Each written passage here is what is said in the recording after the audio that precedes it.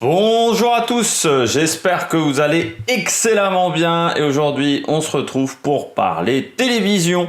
Un petit débrief d'émission, il y avait le lancement de District Z, le nouveau programme produit par Arthur, présenté par Denis Brognard, un programme un jeu d'action par équipe et pour une association. Alors, on va commencer par ce qui a bien fonctionné, l'audience du programme qui a plutôt été pas mauvaise. Voilà, avec un 5 millions 3, ce qui est pas mal, ce qui représente à peu près 26% de part de marché. C'est pas mal, mais c'est pas non plus incroyable. Pourquoi je vais vous dire c'est pas incroyable? Parce que c'est un programme qui coûte extrêmement cher à produire, qui a des ambitions sur le long terme avec ce programme. Ambition sur le long terme parce que l'objectif est d'en faire un parc d'attractions à côté d'Astérix, puisque c'est juste derrière Astérix. Et que 5 millions 3, c'est pas non plus à se taper le cul par terre, en sachant que moi je vois la moyenne du programme, mais je vois pas si les gens se sont barrés. C'est si ça a commencé à 7 millions et c'est tombé à 3, ce qui ferait une moyenne à 5 millions 3 au final. Donc il faut voir également la courbe d'audience au fur et à mesure de l'émission. Et il faut se rappeler également que la concurrence, c'était Gilles Alma, ce qui est une concurrence qui n'est pas si incroyable que ça non plus. Que la semaine prochaine, là il y aura un mastodonte, parce qu'il y aura Fais pas ci, fais pas ça. Et là, on verra vraiment ce que ça a dans le ventre, District Z. Et j'ai peur qu'ils se prennent une tôle parce qu'il y a plein de choses qui ne vont pas dans cette émission. Je peux déjà vous le dire également que l'audience TV, il faut également la corréler avec l'audience Twitter. Et du côté de chez Twitter, l'émission s'est fait défoncer la gueule. On s'est moqué des costumes, on s'est moqué des zombies, on s'est moqué du fait de la ressemblance avec Fort Boyard. Et j'y reviendrai après. On s'est moqué de plein de choses sur Twitter. Donc c'est vraiment pas une belle publicité qu'a eu District Z sur Twitter. Moi, mon avis, alors je vais vous dire en fin de vidéo, mais ça va prendre très long, ça va être très long. Je vous dirai ce que j'ai aimé, ce que j'ai pas aimé. Puis là, je vais donner mon avis global sur le projet, sur les attentes que j'avais par rapport à cette émission et sur les problèmes qu'a dû avoir cette émission au final pour être aussi pourrave. Parce que c'est quand même pas exceptionnel. Mon avis global, c'est que c'est une copie de Fort Boyard. C'est-à-dire, si vous avez vu Fort Boyard, vous avez la même chose chez District Z. C'est-à-dire, le schéma narratif est très ressemblant. Il y a des épreuves qui sont très ressemblantes. Il y a une épreuve, c'est une copie d'une épreuve de Fort Boyard, mais vraiment. Vous avez les maîtres du temps qui ne s'appellent plus le maître du temps, mais qui sont les épreuves cinéma. Vous avez plus des clés, mais des passes. Vous avez plus des indices, mais des vies qui vont vous faire gagner ou perdre du temps. C'est comme si on avait Fort Boyard. Y a rien de Denis Brognard, c'est en fait Olivier Mine. Mais c'est Fort Boyard en moins bien. Parce qu'ils ont oublié ce qui faisait recette dans Fort Boyard. Vous n'avez pas de personnage iconique. Dans Fort Boyard, Passepartout, le père Fouras, Passe-Muraille, les maîtres du temps même, sont des personnages iconiques. Félindra. C'est des personnages qu'on retrouve à chaque fois, qu'on identifie. Là, le seul personnage important de l'émission, c'est le majordome. C'est Fort Boyard en moins bien parce que Fort Boyard fait plus peur que District Z, qui normalement était une émission qui doit instaurer de la peur, mais je rappelle, c'est une émission qui n'est même pas interdite aux moins de 10 ans. Donc ça fait pas peur. Il y a à aucun moment où je passe un enfant de 5 ans à peur. Même un enfant de 5 ans. Fort Boyard fait plus peur quand on est jeune, parce que vous avez les tigres, vous dites toujours qu'ils vont se faire bouffer par les tigres. Ça peut pas arriver, mais quand vous avez 5 ans, vous y croyez à ce truc-là. Vous avez les maîtres du temps. Les maîtres du temps, c'est l'ambiance est très sombre. La boule, qui n'existe plus. Moi, quand j'ai regardé les Fort Boyard, la boule, il faisait peur quand t'étais môme. Quand t'avais 5-6 ans, il faisait peur. Les prisons de Fort Boyard font peur. Il y avait des rats de partout, c'était dégueulasse, c'était ignoble. Là, ça fait pas peur. Et je verrai les raisons pourquoi ça fait pas peur. Le coq va un petit peu se fermer sa gueule à un moment. Ce que j'ai eu comme en tête, j'ai eu plusieurs idées en tête. Pour vous dire du côté de mon avis global, c'est que en premier moment, ça m'a fait penser donc à Fort Boyard, ça dès le départ. Ensuite, ça m'a fait, mais dès les bandes annonces, c'est-à-dire que dès les bandes annonces, je me dis ah putain c'est Fort Boyard. Ça part très mal. Quand j'ai vu les épreuves, les petites de trucs, c'est Fort Boyard en fait. Mais dès les bandes annonces. Ça m'a fait penser à Takeshi Castle. Pour un truc, c'est que c'est Fort Boyard version Wish. C'est-à-dire que l'univers de District Z, c'est Wish. C'est-à-dire que c'est du Descore en polystyrène. Les zombies, ils sont absolument ridicules. Il y a plein de trucs qui font Wish. Les poches de sérum, c'est des sacs congèles qu'on a remplis de liquide vaisselle. C'est ça. Donc il y a plein de choses qui font Wish et qui fait que c'est ridicule en fait au final. Et ça en devient drôle. Et je me suis dit, et c'est pour ça que ça m'a fait penser à Takeshi Castle, parce que Takeshi Castle, qui est une émission qu'il faut regarder, c'est une émission japonaise qui a été diffusée sur W9, commentée par Vincent De Sagna et Benjamin Morgan, et c'était juste hilarant, ça passait l'après-midi, je m'en rappelle encore. Il y avait Takeshi Castle, il y avait Ninja Warrior, la version japonaise, et il y avait un autre jeu.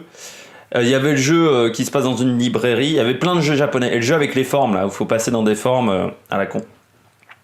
Et ça m'a fait penser à Takeshi Castle, parce que Takeshi Castle, il y a un univers, mais en fait l'univers est cheap, il est wish, il est ridicule. Mais c'est fait exprès dans Takeshi Castle. Alors que là, c'est pas fait exprès. Ça en devient drôle, parce que c'est mal fait, c'est mal produit, il y a plein de choses qui vont pas. Mais ça en devient très drôle. Je vous invite vraiment à regarder, parce que déjà, pour voir que Fort Boyard c'est bien, et pour voir que la copine sera jamais aussi bonne que la réalité, que le principe de base, et parce que pour voir une émission Wish quoi au final, c'est-à-dire foutre de la thune mais pour des trucs qui sont inutiles. Et vraiment ils ont foutu de la thune, ils ont fait une école de zombies. Au final les zombies déjà tu les vois très peu, et en plus ils sont ridicules. Avoir dépensé autant d'argent pour ça, tu te dis ils ont dépensé énormément d'argent dans la production. Il y a des rails de travelling un peu partout. Mais au final, tu les vois très peu, les rails de travelling. Et ça engendre le fait que tu as encore moins peur, parce que tu as des caméras qui ne sont pas des caméras de films d'horreur. Mais je reviendrai là-dessus. Ça m'a fait penser enfin à un autre truc, c'est à Cyberpunk. Pourquoi ? Parce que beaucoup d'attentes. Beaucoup d'attentes envers ce projet, parce qu'on en fait la publicité depuis très longtemps et que ça a été repoussé plusieurs fois. District Z à cause du confinement, comme Cyberpunk, énormément d'attentes. Ça fait depuis 1 an qu'on nous parle de cette émission. Comme Cyberpunk, ça faisait 8 ans qu'on nous en parlait, mais bien 2 ans de manière intensive au niveau du domaine du jeu vidéo. Et qu'au final, il y avait énormément d'attentes et forcément, on sera déçu. Et là, c'est un peu pareil. De toute manière, de base, j'aurais été certainement déçu. Alors là, c'est même plus déçu, c'est un niveau au-dessus. Si le cyberpunk aussi de la télévision, parce que avec District Z, quand Arthur en parle dans l'émission de Kevin Razi sur le live au mois de février, alors je vous rappelle, c'était la 2e émission je crois de Kevin Razi, le live, vous vous en souvenez, cette chaîne de web télévision trop tôt disparue, non pas assez tôt a disparu encore trop tardivement, avec quelques talents mais surtout beaucoup de merde, donc Kevin Razi qui est maintenant animateur sur Génération, enfin matinale de Génération, voilà, il a quand même réussi à se recycler, donc beaucoup d'attentes. Parce que Arthur, quand il en parle dans cette émission-là, on aurait dû s'en douter déjà que c'était le live, donc ça partait mal. Mais il dit, voilà, ça va être comme un parc d'attractions, que limite, ça sera de la réalité virtuelle. Tu vois, on aura vraiment... ça sera comme un film d'horreur, c'est-à-dire on aura vraiment l'impression d'être dedans, comme dans Walking Dead. Très clairement, on n'est pas dans Walking Dead, là. Là, on est dans un truc qui est vraiment ridicule. Et comme Cyberpunk, parce que Cyberpunk, il nous avait promis plein de choses. Un open world incroyable, un univers incroyable, un RPG de dingue. Et puis au final, on a un jeu qui est buggé, un RPG qui est tout à fait traditionnel, qui est même pas extrêmement poussé. Enfin, il y a plein de choses qui vont pas dans Cyberpunk. Et en même temps, c'est, dans les deux cas, des choses qui pètent plus haut que leur cul. Là, c'est une émission qui pète plus haut que son cul. S'il nous avait dit, grosso modo, ça va être un jeu d'aventure un peu à la Fort Boyard, les attentes auraient été pas énormes. Sauf qu'ils nous ont pondu ça comme un truc qui allait être incroyable. Et forcément, moi, j'avais des attentes. Parce que je m'attendais au truc qu'avait dit Arthur. Sauf que, alors j'ai vu qu'également il avait fait Quotidien Arthur. J'ai pas vu son interview dans le Quotidien. Mais on s'attendait à des trucs incroyables. Et au final, quand tu vois l'émission, tu dis, ouais, bah je préfère Fort Boyard. Et je préfère Fort Boyard. En même temps, fallait pas s'imaginer que ça allait être un programme qui fait peur. Pourquoi ? Il y a les contraintes CSA. Les contraintes CSA, à 20h50 un vendredi soir, on ne peut diffuser que des programmes interdits aux moins de 10 ans. Le moins de 12 ans n'est autorisé en prime time que le dimanche soir. Donc c'est-à-dire que déjà, ils savaient qu'en termes de peur, ils ne pouvaient pas faire ce qu'ils voulaient. On ne pouvait pas faire de l'hémoglobine de partout. C'était pas possible. C'est pour ça que les zombies, très clairement, c'est des zombies Wish qui ne font pas peur. Parce qu'on est le vendredi, 20h50, enfin 21h, et qu'on ne peut pas avoir un programme qui fasse extrêmement peur. Alors tu te dis, mais pourquoi ils ne l'ont pas mis à 22h30 ? Bah, c'est une contrainte de budget, mon coco. 22h30, on ne peut pas rentabiliser le programme. Que ça soit un vendredi soir, un autre jour. Alors un dimanche soir, oui, mais un dimanche soir, on sait que les gens sont moins devant la télévision, qu'en plus, le dimanche soir, c'est une case pour le cinéma. Et donc, ça fait un effet Wish. Parce que le budget, je pense qu'au départ, ils sont partis sur un truc très élevé, et puis, bon, au fur et à mesure, ça s'est délité. Mais moi, il y a quand même un truc qui me... Parce qu'ils se sont aperçus quand même, TF1, que ça coûtait extrêmement cher, que le confinement a dû créer d'énormes problèmes aussi, et je pense que c'est pour ça qu'il y avait peut-être moins de zombies dans certaines séquences, parce qu'ils ne pouvaient pas en mettre autant, parce qu'avec les contraintes de la Covid-19, c'était impossible à faire. Et donc il y a plein de choses comme ça qui n'ont pas pu se mettre en place, je pense, à cause de la Covid. Et que ça a fait augmenter le budget, et donc on a dû réduire sur certains cas. Mais je pense que même sans le Covid-19, cette émission est mauvaise. Et je vais vous dire pour plusieurs raisons. Il y a quand même un truc, moi, qui me surprend. Alors je sais pas si Adventure Lines Production va attaquer Arthur, mais c'est quand même Fort Boyard. Et je trouve qu'il y a un plagiat qui est énorme entre les deux programmes. Et je me dis, quand même, si j'étais Adventure Lines Production, il y a certains jeux certaines séquences où je pourrais attaquer pour plagiat. Vraiment, parce que c'est plus que de l'inspiration, là c'est vraiment la même chose à certains moments. Et je me dis que c'est quand même incroyable. Donc, j'imagine que c'est pas Arthur qui a pondu le concept. Donc, il y a des mecs qui travaillent pour Arthur. Donc, il y a déjà les mecs qui travaillent pour Arthur. Le supérieur du mec qui travaille, donc qui a créé l'idée de l'émission. Il lit le truc, il se dit pas, tiens, ça ressemble à Fort Boyard. Ensuite, ils envoient ça à Arthur. Arthur, normalement, il a dû voir Fort Boyard. Il connaît, par exemple, le jeu de Fort Boyard où il y a le tapis roulant et les seaux d'eau. Parce que c'est quand même passé dans énormément d'émissions des enfants de la télé, quand même. La séquence avec Bruno Solo, par exemple, où il y a Hanouna également qui l'a fait, qui se prend 30 litres d'eau dans la gueule. C'est une séquence qu'on a déjà vue. C'est-à-dire que normalement, Arthur, à ce moment-là, il doit dire « J'ai déjà vu l'émission. » Et non, à ce moment-là, super les mecs, vous avez fait du bon taf, on va vraiment, je lance les budgets, je dépense tout, toc toc toc, et tiens, on va créer une école de zombies, parce que c'est vrai que des comédiens, ils peuvent pas faire zombies normalement, faut leur créer une école, vraiment, ça sera un comédien peut pas le faire de soi-même, donc faut vraiment qu'on ait des profs zombies, vraiment qu'on fait ça depuis des années, qu'on fait Walking Dead, voilà. Bon, ok. Ensuite, comme c'est une grosse émission, avec un gros budget, je pense que ça passe devant le directeur des programmes de TF1. L'équipe de direction des programmes de TF1, c'est pas dit, en regardant l'émission, en regardant le pilote, bah tiens, dis donc les mecs, ça me rappelle quelque chose. Mais c'était pas avec des passes, c'était peut-être avec des clés, enfin je m'en souviens plus. Il y avait je crois une petite clepsydre, et je saurais pas vous dire où j'ai vu ça. Et ensuite, le patron de TF1, il a peut-être vu ça, il s'est pas dit, on dirait la concurrence. Quand même incroyable le nombre d'étapes de fabrication où les mecs se sont pas dit à un moment, ça ressemble à Fort Boyard. D'ailleurs, pour moi, il y a une copie et elle est avérée. C'est-à-dire qu'il y a des gens qui savaient que c'était Fort Boyard. Sinon, ils sont tous stupides à TF1, il faut tous les virer. Hein. Si dans les équipes de TF1, ils s'aperçoivent pas que c'est Fort Boyard, il faut vraiment les virer. Bon, c'était le bilan global, je me gratouille le nez parce que sinon je vais éternuer.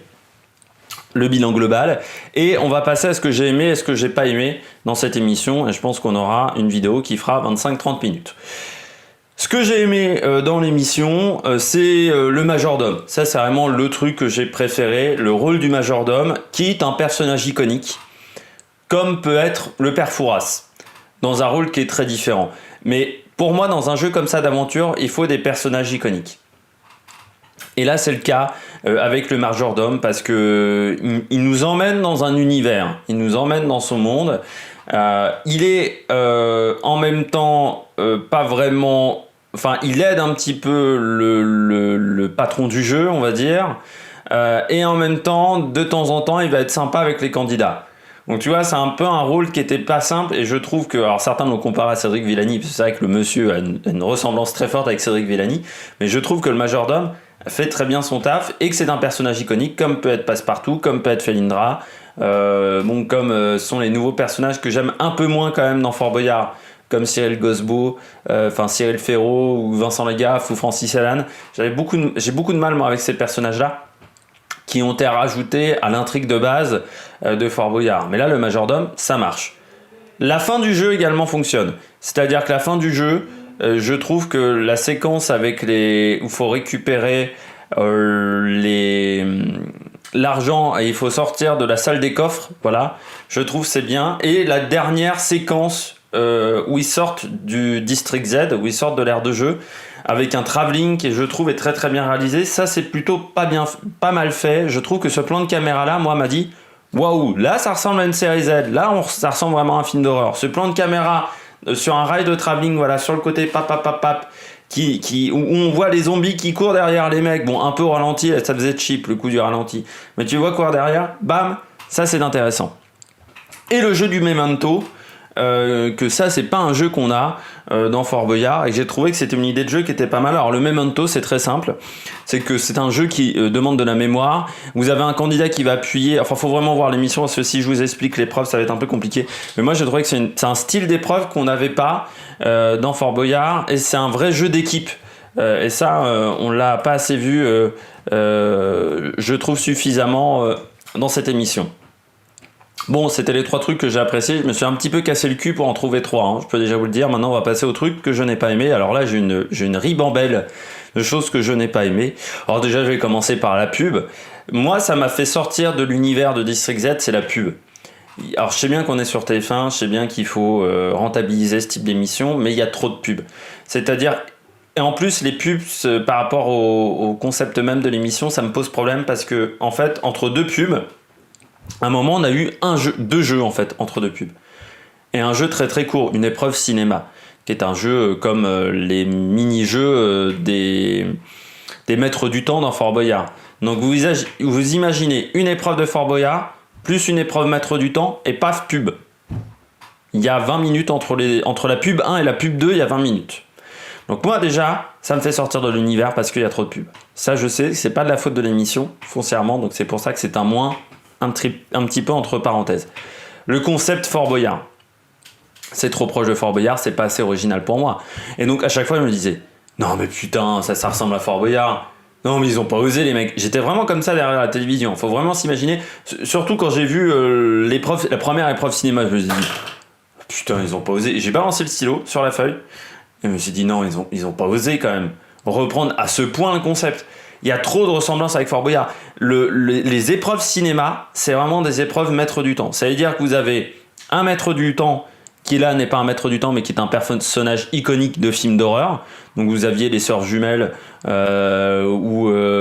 avait plein de personnages iconiques, ou une momie, ou d'autres choses. Ou le petit chaperon rouge, mais en version film d'horreur. De l'autre, donc vous avez les candidats qui rentrent dans une salle. Ensuite, il y a Denis Brognard qui rentre pour expliquer l'épreuve, comme pourrait le faire Olivier Mine, et ensuite ils font l'épreuve. Alors il y a quelques épreuves qui se jouent, il y a des épreuves qui jouent l'un contre l'autre, et il y a des épreuves qui jouent tout seul.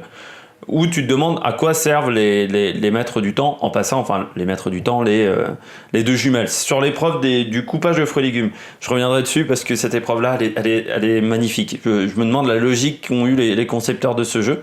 Mais le concept Fort Boyard, et en version cheap, c'est-à-dire que Fort Boyard, le décor, il est réel. Là, tu vois tout le temps que c'est du polystyrène, que c'est des murs en carton. Tu le vois dans la salle du canapé, tu le vois vraiment énormément que c'est du carton. Et même à d'autres endroits, tu vois que c'est pas réel. Et en plus, ce côté, c'est pas un univers réel qui pourrait être dans la réalité, c'est que ça commence dès les premières minutes du jeu. Quand Denis Brognard présente les candidats, il leur dit on est à côté d'Astérix. Ok, moi je suis un enfant de 10 ans, j'y crois déjà plus. Je sais ce qu'il y a à côté d'Astérix, donc j'imagine que c'est un truc qui a été rajouté, que c'est un parc d'attractions. Alors que Fort Boyard, on te dit, tu rentres, c'est Fort Boyard, tu vois l'arrivée des mecs à Fort Boyard, tu vois, c'est réel Fort Boyard. C'est-à-dire, tu peux t'imaginer l'univers de Fort Boyard, l'univers de District Z, tu te l'imagines même pas 10 secondes. C'est-à-dire, au bout de 10 secondes, tu sors, tu sais que c'est faux. Alors que Fort Boyard, tu te dis, ah bah ça pourrait être la réalité, quand t'es môme, tu te dis ça. District Z, tu te dis pas ça. Donc c'est un concept de Fort Boyard cheap, des épreuves qui sont pour moi moins intéressantes que Fort Boyard parce que trop longues. Il y a beaucoup d'épreuves qui sont trop longues et trop techniques. Mais ça on reviendra là-dessus plus tard, parce que je me rappelle. L'émission est trop longue. L'émission est trop longue. Fort Boyard, c'est 2 heures. Ça commence à 21h, ça se finit à 23h. Et c'est très rythmé, Fort Boyard. Là, c'est trop long. C'est-à-dire que moi j'ai dû le regarder en 2 temps, ce jeu-là, parce que ça se finit à minuit. moi j'ai vu 1h15 de jeu, la première heure et quart de jeu, elle se finit, il est 23h. 23h10 même. Ou 23h, 23h10. Moi j'ai vu jusqu'au jeu de l'annonce à incendie. Là je crois qu'il est déjà plus de 23h à ce moment-là. Et il reste 45 minutes de jeu derrière. Avec une pub certainement, je sais pas où quelle est la dernière pub. C'est-à-dire que ça s'est fini à minuit, ce jeu, c'est beaucoup trop long. C'est 1 heure de plus que Fort Boyard, t'as aucun jeu qui dure 3 heures. Donc c'est trop long, au bout d'un moment, moi, ça me fait chier. Je ne vois pas la fin de ce programme. Et les jeux, les épreuves en elles-mêmes sont trop longues. Il y a beaucoup d'épreuves, c'est 10 minutes, le timing pour la réaliser. 10 minutes, c'est trop long. Fort Boyard, les épreuves, ça dure 2 minutes, 3 minutes, ça doit être 180 secondes à la clepsydre. Donc tu fais énormément d'épreuves. Là, au bout de la première publicité, j'ai vu 2 épreuves. Entre les 2 pubs, j'ai vu 3 épreuves. Après, j'ai dû voir 2 épreuves. Parce que c'est trop long. En plus, la présentation de l'émission dure au moins de 5 à 10 minutes. C'est très long la présentation de l'émission, je trouve, avec Denis Brognard. Donc tout est long. La présentation des épreuves, c'est très long. Les épreuves en elles-mêmes, le timing est trop long. La réalisation fait que c'est long. Le montage fait que c'est long. Et donc je trouve qu'on se fait chier très vite parce que c'est trop long. Deuxième chose, un autre élément qui ne va pas, le canapé. Je vais vous expliquer en quoi consiste le terme canapé dans cette émission. C'est-à-dire que dans chaque épreuve, il y a des concurrents qui peuvent y participer et d'autres concurrents qui ne peuvent pas y participer. Comme dans Fort Boyard. Sauf que la différence de Fort Boyard, c'est que dans Fort Boyard, les concurrents qui ne peuvent pas participer à une épreuve, ils sont juste derrière la porte et ils vont donner des indications au concurrent qui est dans la cellule. Là, ils vont juste se foutre de sa gueule. Parce qu'ils sont derrière une télévision, il y a juste ces candidats qui sont pour l'épreuve qui vont aller sur le terrain de l'épreuve. Les autres, ils sont derrière une télévision, sur un canapé. Et ok, super, mais ça engendre 2 problèmes. Déjà, tu les vois toujours se foutre de leur gueule, donc le côté fait peur, tu l'as encore moins, parce que tu les vois toujours se marrer. Ils ont même pas peur, eux, quand ils regardent la caméra, ils se foutent de la gueule du jeu. En plus, ils n'ont pas pris une équipe de candidats, je pense, pour la première, qui était idéale, parce qu'ils ont pris Arnaud Ducré, donc il y avait Denitsa Ikonomova, qui elle était plutôt la meilleure du groupe. Ils avaient Arnaud Ducré, Cartman aussi était pas mal. Dezania et Michael Youn. Dezania et Michael Youn, ils sont venus là parce qu'ils avaient envie de faire un parc d'attractions, mais ils sont absolument pas à fond dans le jeu. Ducré, il y est pas trop dedans non plus, à part au tout début du jeu où il a un peu le vertige. Après, il est pas vraiment dans le jeu. Les 2 seuls qui sont vraiment à fond dans le jeu, c'est Cartman et Denitsa Ikonomova. Il y a un moment, Cartman, dans le jeu du Memento, c'est peut-être pour ça que j'ai apprécié le jeu, il gueule, mais sur les autres derrière, mais comme j'ai rarement vu, vraiment, il est détruit, vraiment, à ce moment-là. Mais il y a 2 problèmes avec cette phase de canapé. Donc déjà, l'équipe, elle est pas top. Dans cette phase de canapé, c'est quand c'est Michael Youn ou Dezania qui regardent les autres, ils se foutent de leur gueule, mais comme rarement. Même quand c'est Cartman et Dezania, mais vraiment, ils se foutent de la gueule des autres. Quand c'est... et ça casse le rythme en plus, parce qu'il y a des moments où tu es bien dans l'univers, non, t'es déjà pas trop dans l'univers avec des zombies. C'est comme si c'était un film d'horreur où toutes les 5 minutes t'as une séquence où il y a des mecs qui se foutent de la gueule du film d'horreur. Ça pourrait être un concept, mais c'est ça en fait, District Z. C'est-à-dire toutes les 5 minutes t'as un mec qui se fout de la gueule du jeu et donc qui te plombe l'univers.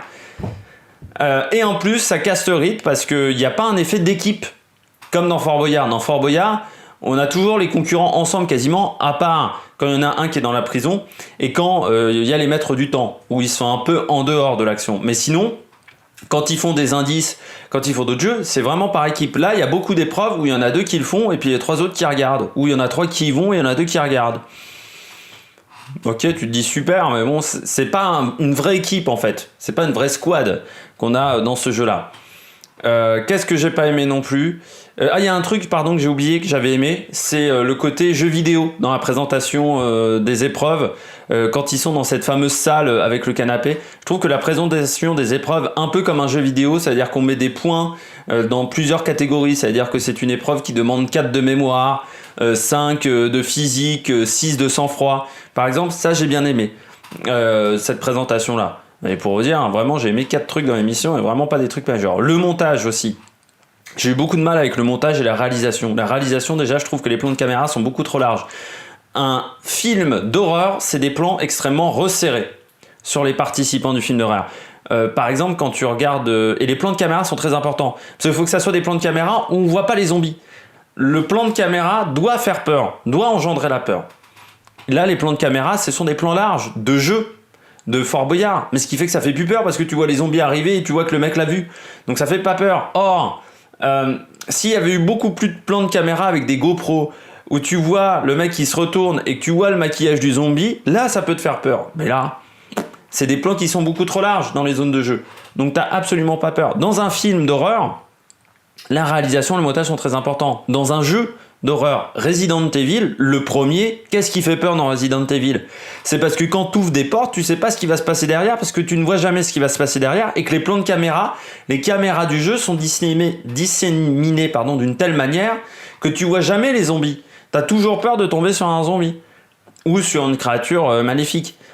Là, tu les vois tout le temps. Tu les vois arriver à 30 bornes, donc ça te fait pas peur. Et ça fait pas peur aux candidats. Je crois que même les mecs qui ont participé au jeu, ils ont même pas eu peur. Parce que à aucun moment, t'as des cris d'horreur. À part quand il y a des cafards. Et le problème du jeu, c'est que parce qu'il y a des moments où il faut trouver des trucs dans des boîtes avec des cafards ou des serpents. Fort Boyard, es-tu là? Et donc c'est le seul moment où il crie. Et encore, il crie pas extrêmement fort. Parce qu'il y en a des qui n'ont pas peur des cafards. Mais je trouve que sinon, il n'y a pas de cri d'horreur, il n'y a pas de cri de... Quand il y a un zombie qui t'arrive dans ton dos, il n'y en a aucun qui a crié à ce moment-là. Il se trouve que donc l'univers ne marche pas. Donc, ne fais pas peur. Les zombies, il y a des moments où on les voit pas. L'épreuve du Memento, par exemple, on ne voit pas les zombies. On les voit quasiment pas, à part en fin d'épreuve. Il y a des jeux où les zombies, tu te demandes à quoi ils servent, quand même. Les épreuves cinéma, tu ne vois jamais les zombies. Donc ça ne fait pas peur à cause de ces problèmes de réalisation et de montage. Le montage également engendre un truc que moi j'ai eu l'impression que c'était refait à certains moments, que tout n'était pas d'une traite et qu'il y avait des séquences qui avaient été refaites. J'ai eu encore plus cette impression-là que sur les premiers jeux, à chaque fois ils gagnent à la dernière seconde. C'est-à-dire par exemple l'épreuve numéro 2, c'est une épreuve où ils doivent récupérer des caisses avec des frisbees à l'intérieur. Et en fait, ils doivent traverser un parcours du combattant. Ils doivent trouver où il y a des zombies à l'intérieur. Et ils doivent prendre une première caisse. La première caisse, il y a 10 frisbees. Et ensuite, ils doivent lancer les frisbees pour traverser des anneaux de feu. Et quand le frisbee traverse un anneau de feu, ça l'éteint.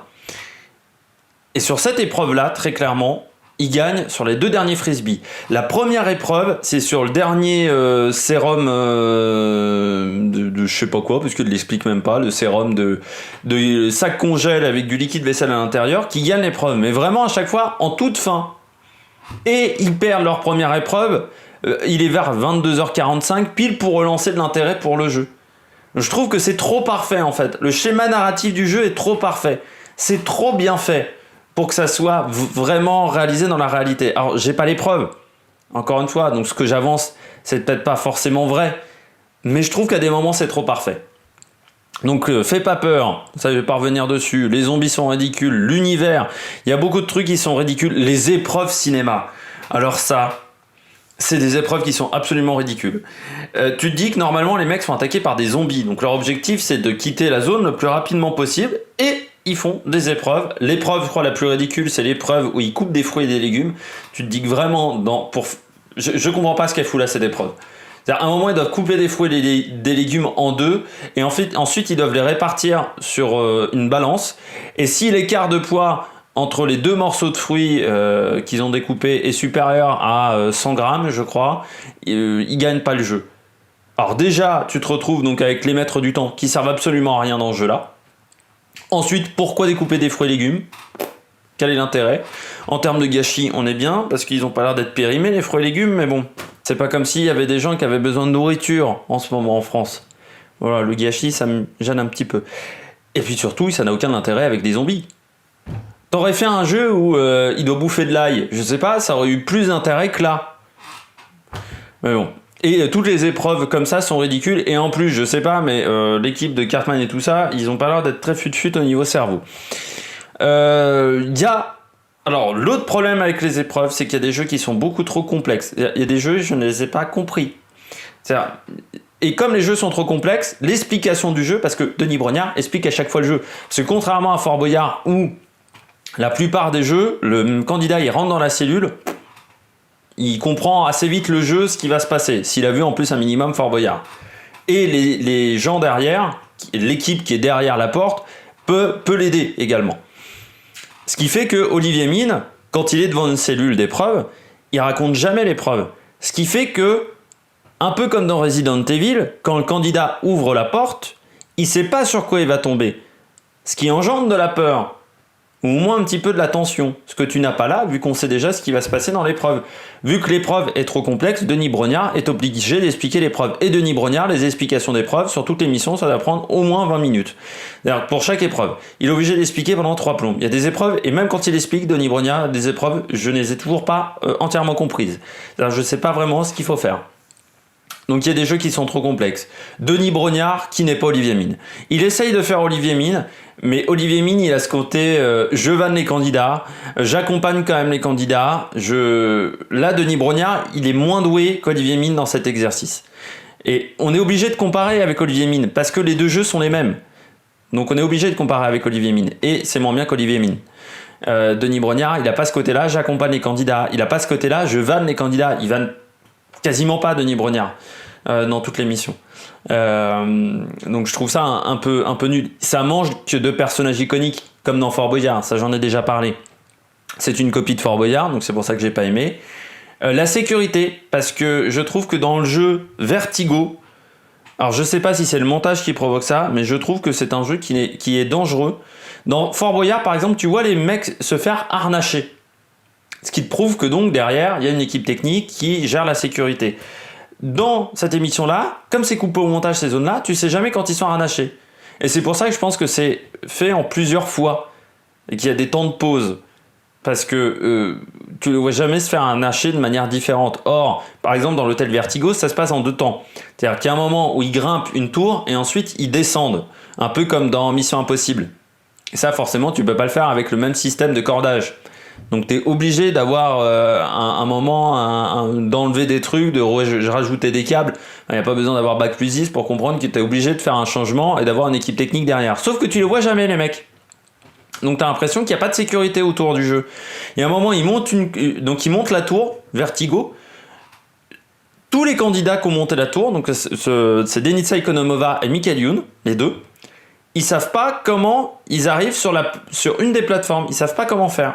Parce que c'est pas pratique. Et en plus, tu vois pas vraiment de ligne de vie. Dans Fort Boyard, le câble, il est raccroché à une autre ligne. Par exemple, dans les épreuves où ils sont au-dessus du fort, tu vois les câbles. Là, tu as juste un câble en haut et tu pas de câble de ligne de vie. Et tu te dis, mais s'il tombe, il se passe quoi? Ça redescend en rappel? Qu'est-ce qui se passe? Donc, je trouve qu'il y a des jeux qui étaient dangereux. Voilà. Après, moi, c'est que mon avis. Mon avis, c'est que aussi, le jeu va être ultra répétitif.